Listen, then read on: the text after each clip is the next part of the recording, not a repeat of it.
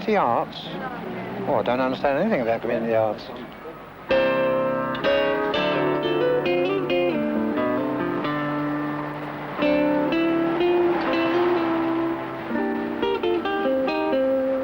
The whole art game is a joke anyway. I think it's a waste of money.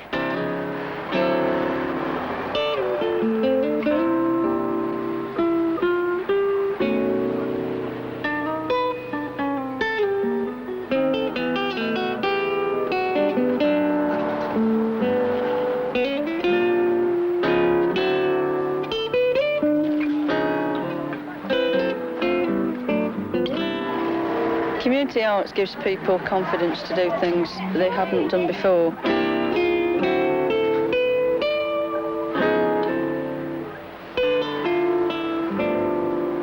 I don't get involved in them. I don't mind watching them, but I don't get involved in them.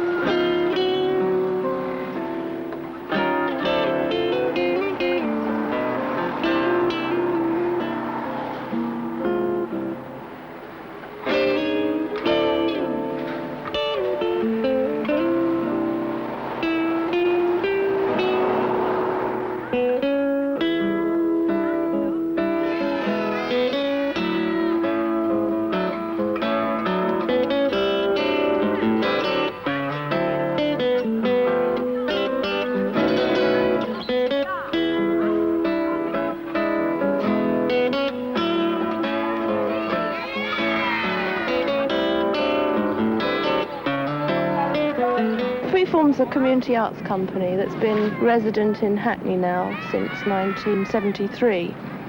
Art, I suppose, as we determine, is a creative force, and that's important within our group, that we see ourselves as artists. What we want to do is make our art accessible to communities, to people, and actually make it a living force again in those communities. Yeah, come on then. We use performance games to actually introduce Freeform in an exciting, colourful and dynamic way. We want to attract people's attention. We want to say, what's going on, you know, what's happening, something's happening over there, and actually encourage them in a nice way to actually sit down and watch and get involved. It's to provide an initial stimulus, encouraging people to take part in something. 3, 1, 2, Here we go, there's one for you. And Elizabeth has got 4.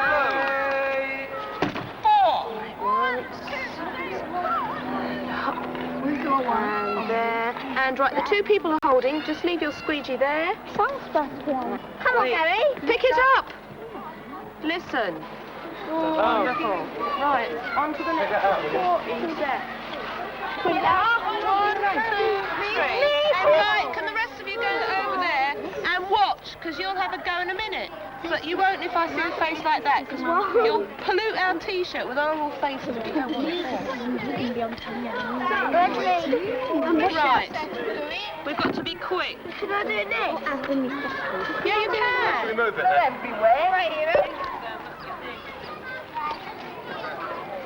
Freeform's mainly about encouraging people to join in with a community thing, an activity that's in the community, at a level where everybody can join in, like it's the mums or their kids, or mums through their kids and dads. It hasn't really brought the adults together, Yeah. but it's brought the children. They're But do you involved. think, I mean, what I see in something like this is that over a period of time, now supposing we were to work here over a certain Regular. period of time, that the adults would then become involved through the kids. Like they go home and they tell the mums, oh, something's going on. Or you might sort of do something at an adult level, like a social evening, which will bring adults in. No, I don't think You don't think you would? No, because I think the adults that are already involved in things like this will continue, and the others that never bothered before, they just won't come involved in it. I mean, if you take something like this, I mean, we were talking about changing, things change. I think things do change over a long period of time. If you take mural work or anything on a building, that's a very obvious display of that sort of thing. I mean, because it does change your environment. And over a long period of time, people can actually say, well, yes, I mean, our surroundings do look drab,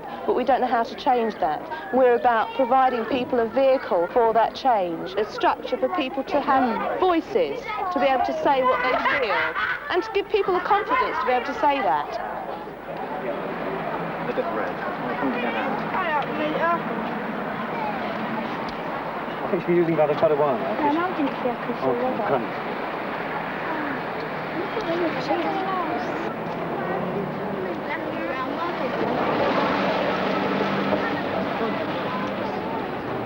Yeah, Andy's the eye's fine. That's lovely, the eye. And that's going to be the forehead up there. You see, it's going to be that bit there. And you get that eyebrow here, like your eyebrow there. Whoops. That's lovely, great. And then you're going to get your nose is going to come down like that. That's fine, and your nose will come out like that. Not too big. That's fine.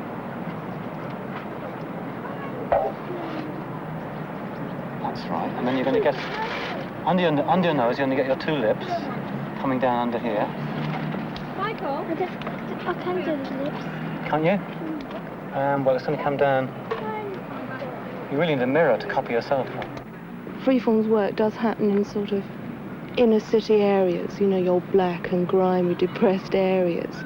We see mural work and landscaping as a way of enabling people to achieve a physical change, to create a physical image for the places they live in.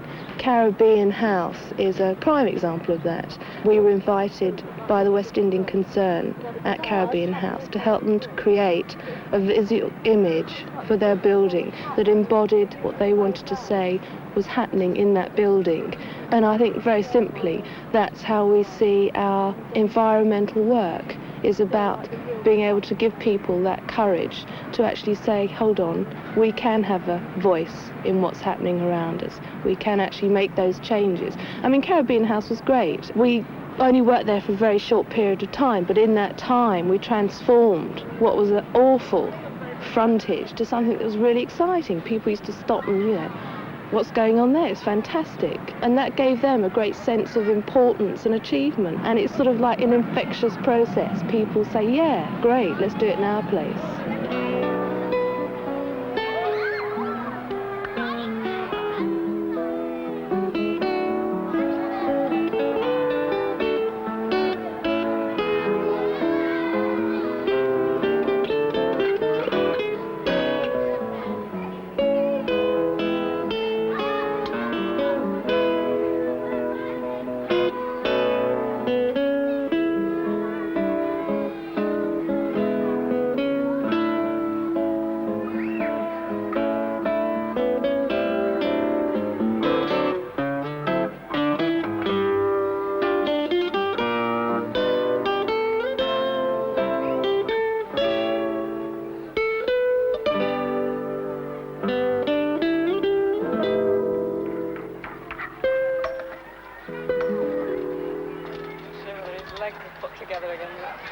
We are based in Hackney, but as a national touring team, we only have a certain amount of time to commit to that area.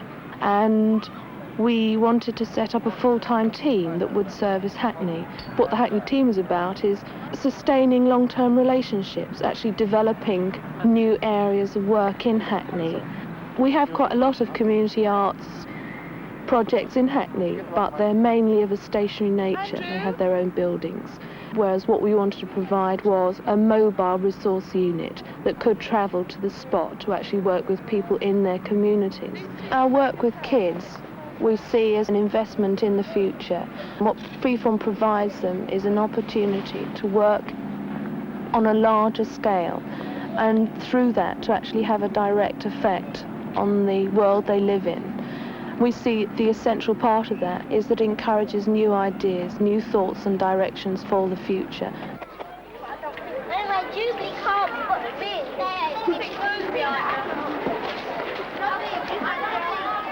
Festivals are just great events. It's a coming together of all different groups in many different forms to celebrate themselves. It's a great way of involving adults. In the Hackney Marsh Festival, what happens is they design their own floats now. They actually build those in workshops beforehand. People realise that they can have control. It's a very exciting and dynamic change. I think it is a political activity because you are asking people to actually sit up and look at what's going on around them, and that is challenging.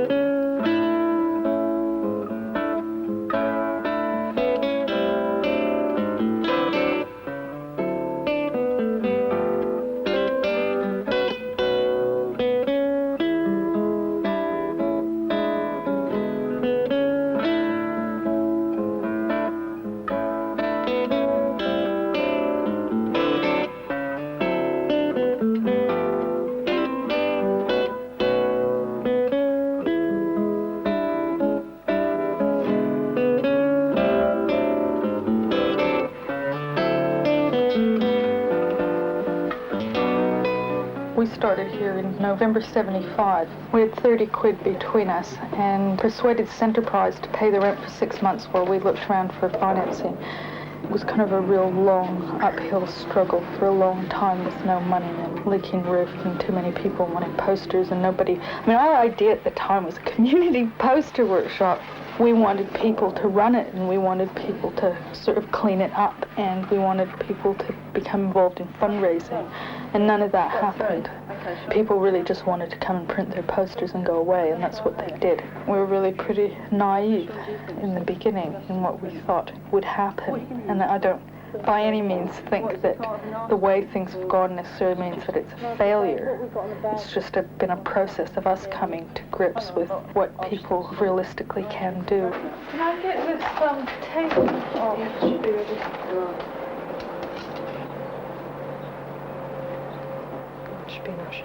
Quite often you'll get 3 people come in from a group to work on a poster.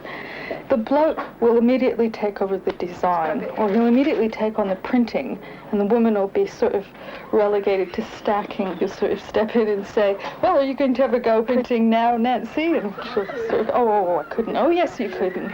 Maybe the bloke will be standing there kind of grumbling a bit, but women come in and they see us doing these things. And once you start seeing yourself as somebody who can do things, then you're in a position to take control of your life. I've got a few sort of first-time ones, too. This was somebody, she said, draw! You make me draw! That's beautiful. You can screen print on virtually anything. Most people don't, but I'm not altogether sure how you screen printing on shopping bags, but it looks nice. Well, what we do here, I mean, you can see, by looking at the posters, it's really quite a range of stuff. These Rock Against Racism ones, banners were done for, they were done for the festival in Victoria Park, and they did hundreds of them in all different colors, and they were fantastic, beautiful. And they wore them. That was really nice. We have a lot of women's groups come in. That's something, well, that was quite a nice Women's Aid poster. Yeah. You can print onto white. Well, not necessarily. If you can get white T-shirts, yeah. But if not, it will be, yeah, I thought white or a pale colour. Depends on what we can get for the price. Yeah, well, white's the easiest. You might want to make it fit into a shape, like as a design, sort of like a circle or something, just to work out. Well, I saw the Hackney going around in a thing. If you just rough it out. You mean not drawing, you're not going to say drawing. Yes, that's what I was going to say. Oh, good. Okay, artists have to start somewhere. I was going to do, I like the horse, the keys, it's good. How does it sort of relate to what you're doing? I mean, the horse, the key. Well, I like to play on the words in the first place because, I mean, we've got the key to the house, you know, refuge, and all you have to do is come along. And because of the way we work, it's not just a place for people to be. It's sort of learning to suss out things and support, working collectively, blah, blah, blah, you know. And it says it, doesn't it?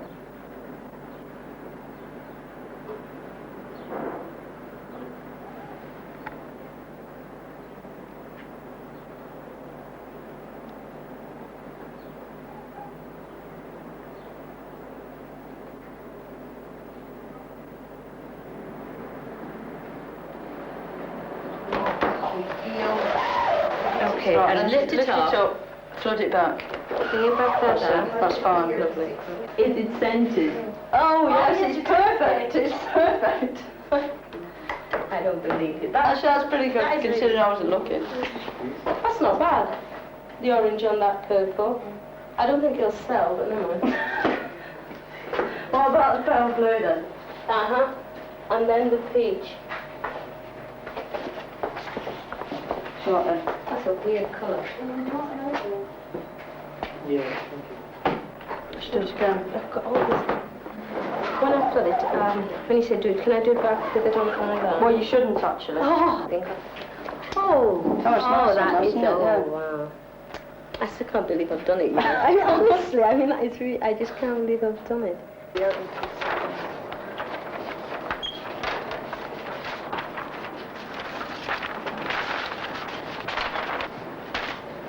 What sort of group are you? We're just local people that sort of use Hoxton Hall, the local pie and mash shop servers. I mean, they sort of really understand the bus driver. Yeah, I came in just to play the piano for pantomime. That's how I started. It was about 2.5 years ago. When I started it, I thought Margaret Shepherd was running it at that point, and she said, "Oh, come and have a look and you know, see what it's about." And then that was 3 years ago, and I'm still looking.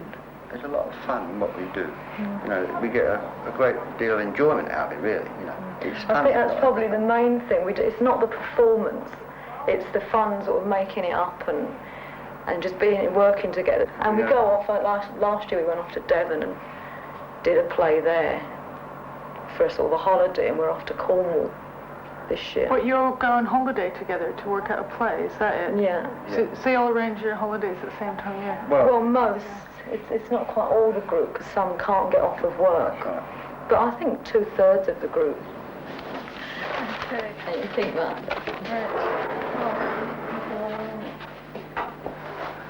Cheerio, anyway. Thanks.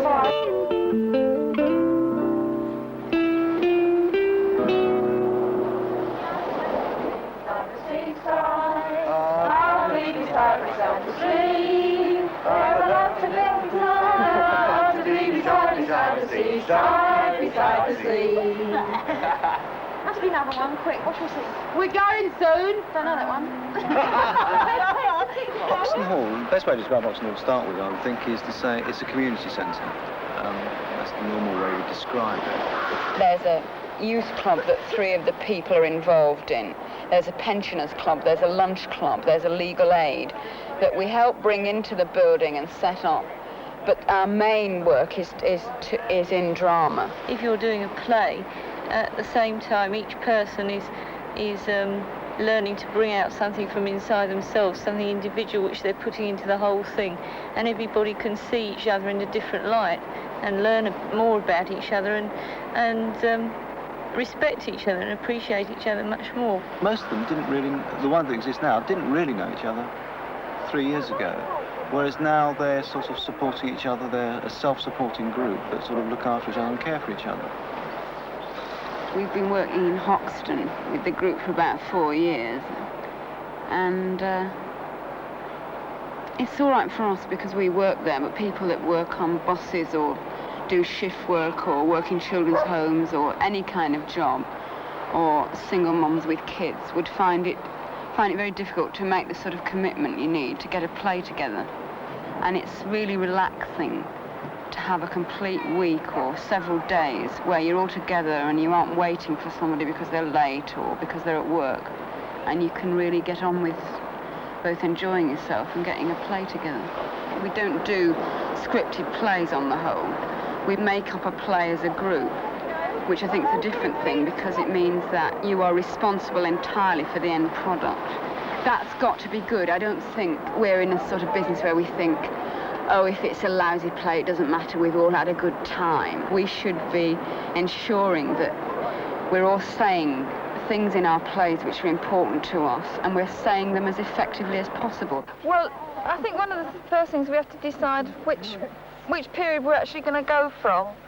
You know, I mean, if we're going to go right back to William the Conqueror, I mean, it's going to get very you know, sort of long-winded. If we start at the end thing, which is Hoxton today, we might actually get how to go backwards in the feet. Yeah. So, I mean, what do people feel? I mean, are they happy with Hoxton? No. To my mind, I mean, tower blocks, if you like, they can knock them down because that's the worst state of communication between families that ever was. And just a practical thing, like actually getting to the town hall, you've got to go right to the other side of Hackney now. And the council keeps passing the buck, and they just let Hoxton deteriorate. As far as we are still, we are still fighting the Hackney Borough Council to be recognised as an area. Is it the council who actually can solve your problems for you? Oh, yeah. You believe that, do you? I don't. Not by pouring money in, sorry. Yeah.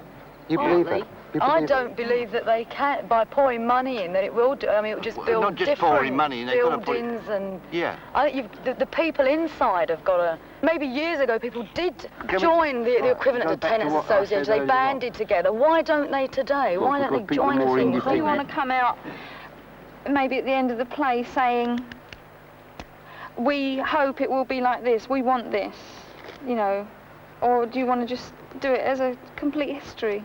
I can't You know, see without that any- history is at all interesting unless you can see any kind of significance for it. You've got to watch it doesn't get too Yeah. political, because you were saying yourself, I it's a know. mistrust of the sort I of know. the art people in I Hoxton know. as being sort of overtly left wing, you know. I don't particularly think there's a danger that we'll alienate a lot of Hoxton people because they'll think, oh, they're a load of old politicos, because the audience won't like tower blocks any more than we do. We do all, I think all, I can safely say that, you know, come to the drama group for social reasons. But obviously we talk about our lives and, you know, things we get up to and what we're into.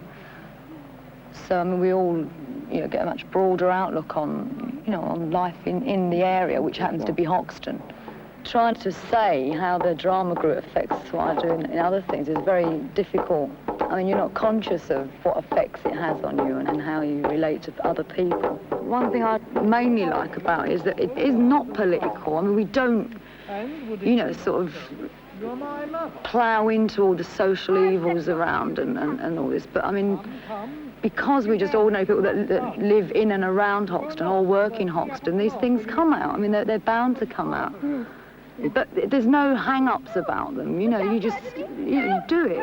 We are coming through Hoxton fields, singing, singing, buttercups and daisies. We milk the cows and we get the hay folded in.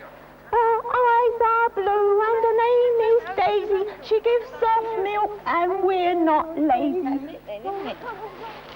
Do you know, I've had an idea at the back of my mind. Oh, be quiet. You always No, have listen. ideas. I'm serious. I'm not acting. This idea.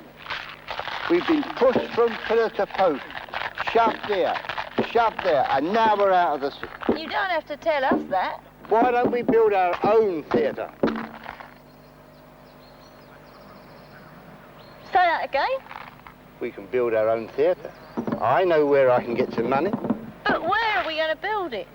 Why not here?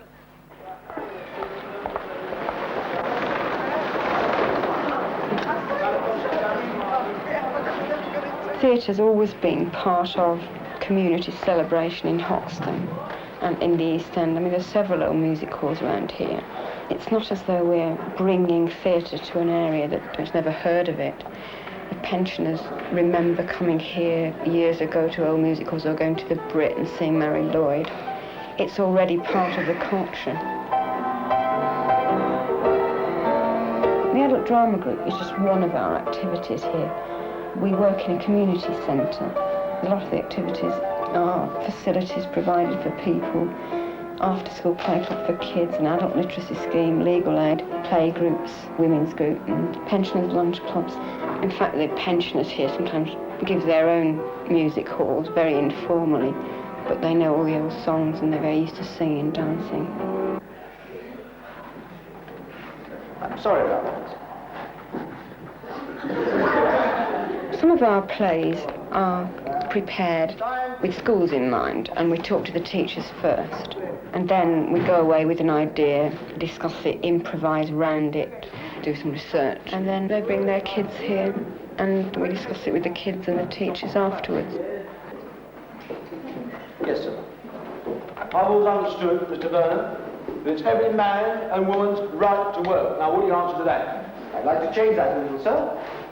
I would like to say it is the right person's right to work, and that is the truth. You say, that lot have got more value, and they're the ones who can work. If it's not here no good, and they can't work. That doesn't strictly follow. Morris, no, you can laugh. You can laugh. Ability to work. My research was simply about simple physical characteristics which it doesn't follow that some are better for work than others. Well, you started the thing, didn't you? You're responsible for it. God knows what is going on. I don't think you should listen to this troublemaker, Dr. Listen, mate, you can tell me I'm rambling on, yeah? We see what we're doing as a mixture of being able to perform as artists ourselves and help make it possible for local people to be involved in creativity. Here we've got all the facilities of a professional theatre. They can be used by anybody around here who wants to come, and we treat as seriously the plays that local people make up as we do the National Theatre performance, which we had here once. The way we work as well is to work together as a group making up plays, and we think it's a very good activity for other people to be involved in and feel confident about, even people who can't read, for example. You can get together and decide what issues matter to you and make up a play about it, and everybody's in a position to contribute, and it becomes a sort of culture that doesn't belong to somebody else, it belongs to you.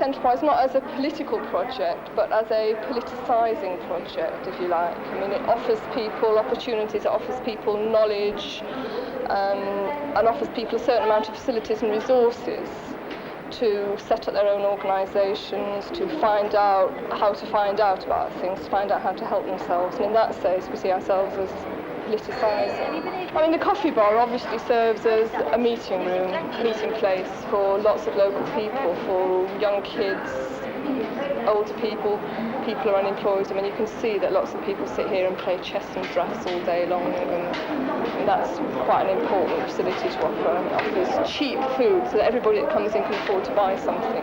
And it also offers information on what's happening locally.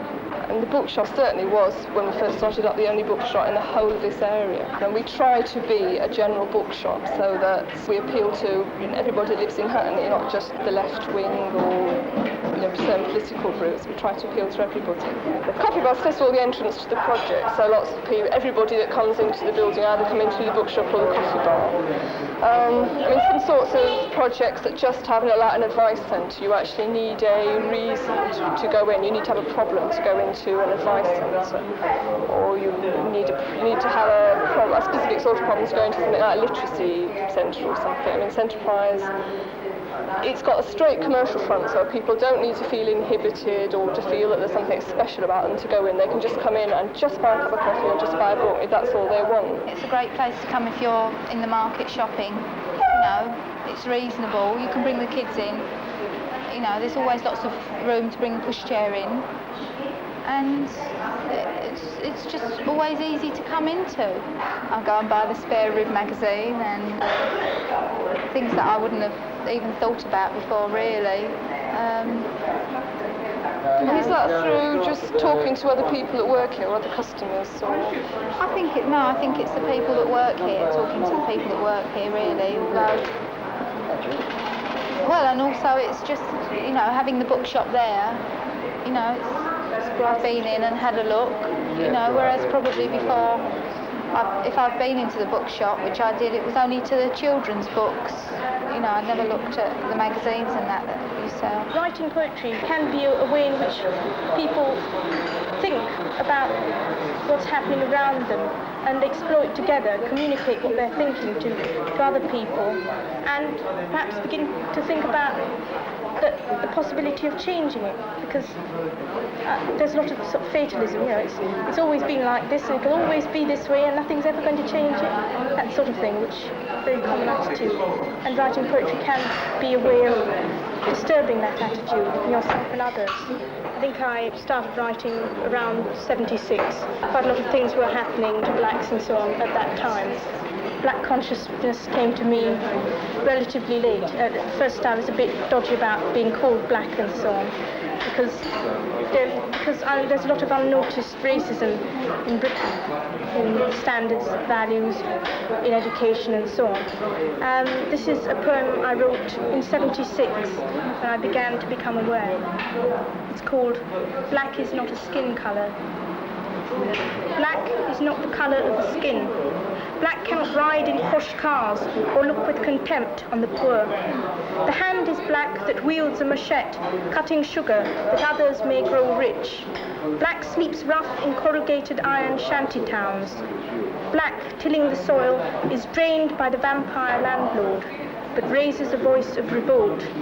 Black grips the guns and the knives to bring down the well-off and mighty. Black is the colour of a heart.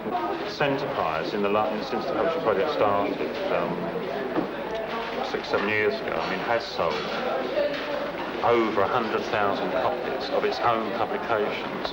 Now, if one assumes at least half of those have been sold in the borough, I mean, that is a massive kind of new relationship between books and people. I mean, it's actually making reading, the possibility of writing, an everyday activity, whereas before it was a mystical world of you know, books that are only reviewed in certain exclusive newspapers. I mean, people now just have a much more happy relationship with books, because it's likely that they'll know the author, or they'll know where the author works because they work there. And the whole idea of the writer has been completely democratised. The writer now can be somebody who works alongside of you. Since I've been writing, I mean, for me personally, it's a matter of finding out where I am. I mean, what I stand for. And I think, you know, the writing, I mean, some of the stuff I write might not be that acceptable to some people, more acceptable to others, but what I'm concerned about is do I accept it? I remember once recently reading a book of essays by a working class writer of the 30s, and he said in it, I know there's a lot more in me than ever comes out. My mate knows there's a lot more in him than ever comes out. And the problem and the point of this kind of politics, this kind of cultural politics, is to begin to allow people, you know, just to unburden all the things that they've got potential for inside themselves. And so when Centerprise started publishing, suddenly from nowhere throughout Hackney, people started bringing stuff in, you know, as though this had been a catalyst, and it had liberated suddenly from different flats and houses, people who'd been privately and secretly writing. Here was something that, you know, that was going to actually open up these possibilities. I mean, the Hackney Writers Group never had, you know, put on a slogan, we are anti-racist, anti-sexist. But all the people that come to the group and listening to each other and talking to each other, they end up understanding how stupid racism and sexism is, how arbitrary and how just, that's putting people back, burying them. And where, you know, writing is the process of liberating them. 82, and a hearse punctuates finality. Life's beginnings and endings. Endings and beginnings. Not always smooth and gentle like today. Not with such pomp and colour did she live her careworn day. Today, a birthday and no one knew. No one follows, and a distant neighbour swallows. Comes the sequel, comes the green van, comes the crash of age-dried things against unimpressed grey stone. The rocking chair where many tales were told, the fresh washed faces in nightclothes, the grouping round a gramophone, and the table she laid with love. Things so overdue for a replacement, now left dying, smashed in a basement. But not the antique dresser, so carefully handled down the stairs, and quietly to the large white house in Kensington.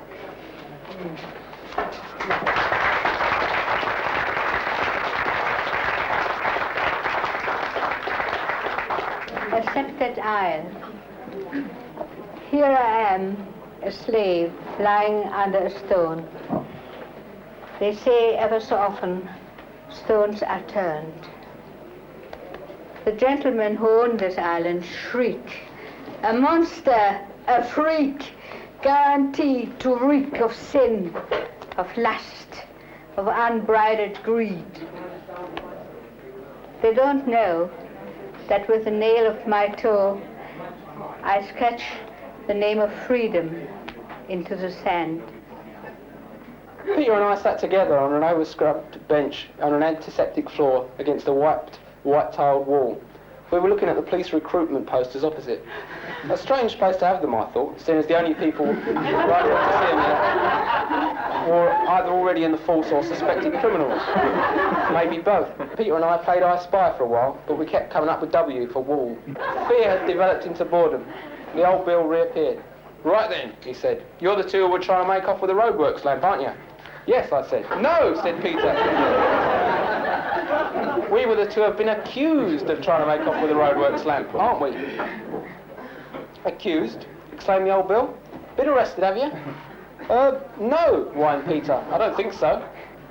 What are you two, communists or anarchists? What were you doing brandishing council roadworks lamps around in the middle of the street? Hoping to make a Molotov cocktail out of it, were you? The old Bill sat down beside Peter. Who'd you vote in the last election then? He asked him. Labour, said Peter. Now that was a chance. He knew the coppers suspected him of being CP, WRP or SWP. And Peter must have guessed he wouldn't swallow Conservative or National Front. So he lied. Labour, echoed the old Bill. He turned on me. What about you then? I'm too young to vote, I told him. And yet, he said, when you were brought in, you reckoned you'd spent all night in a pub. You couldn't be underage now, could you? Liberal, I said.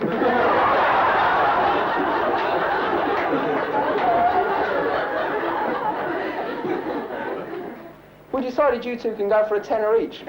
What? Shouted Peter, almost jumping to his feet. It's a fine, the old Bill said. But we haven't been charged for anything, said Peter. You said so yourself. You can't just decide on a fine for something we haven't done without us going to court and all that. All that, said the old Bill slowly and calmly. That could easily still be arranged. He grinned. I saw Peter glance at the old Bill's clipboard, at our name and addresses written on it. Saw him sigh heavily. We strolled through the sleepy streets. We'd only been able to scrape together £7.40 between us. The old Bill said that would have to do, so he let us out the back door. It was on the Bullspun Road as one morning I did stand. I was waiting for a 38 with me money in me hand. Up steps a big inspector and he says to me, you fool, well the 38s have all been cut, you'll have to take a stroll.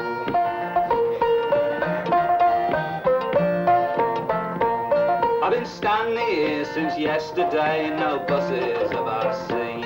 He took out his pocket telephone and called up the GLC. But the GLC had all gone home and they weren't coming back. And the Hackney Town Hall choir was singing, we are all right, Jack. We are all right, Jack.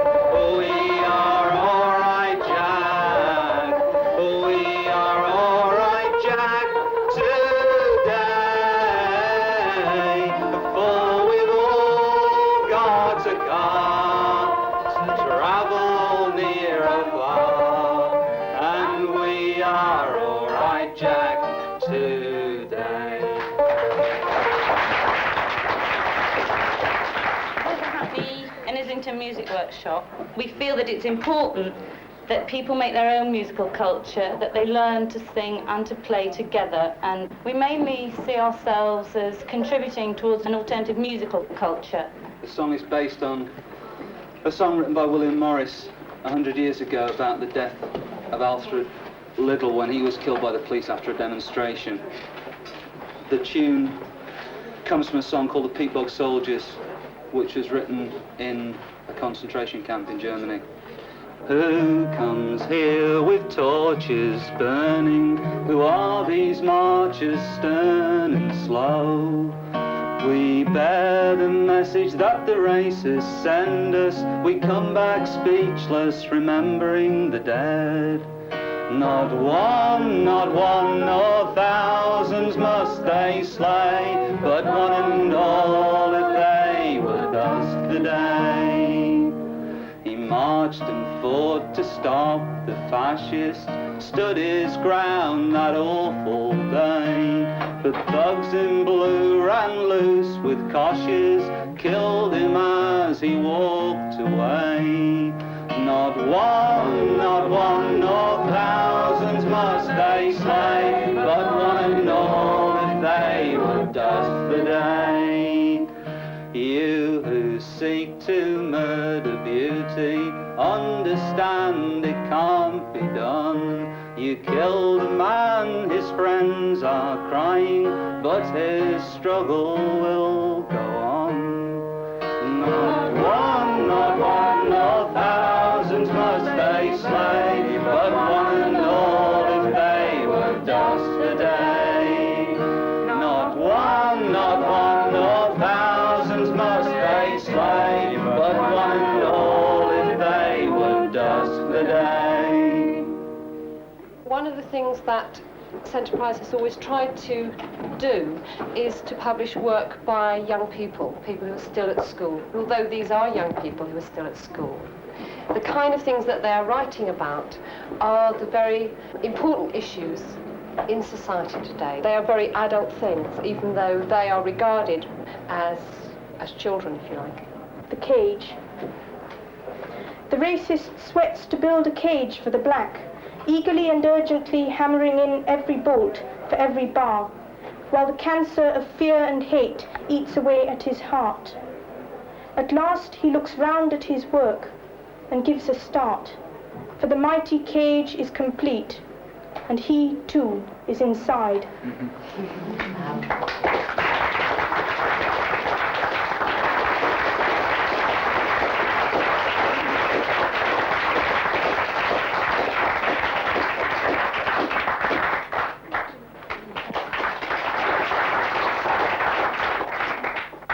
Remember when I walk the streets of these foreign lands. When I walk the streets of these foreign lands and see the ways in which our people are suffering, loneliness, disillusionment, frustration, then I take a close look at myself, walking through the fire and just barely getting singed. Naturally, the mind runs back, bringing memories from backyard. Them the place they come in like paradise, compared to this a barren place here. In a winter it's so cold and make you miserable. In a summer, the tree then green but now bear nothing to eat. I remember when we used to go down at the Poco church, when they start to sing this a song here. Read the 89th Psalm, read the 89th Psalm, the 24th verse. Deuteronomy 10:14. The prophecy tell us to learn them, to learn them, to learn them. The prophecy tell us to learn them and keep them in our minds. Boy, I remember when we used to go draw a boat. And when we want everybody to pull the same way, we start to chant. 1, 1, 1. Minini man ho,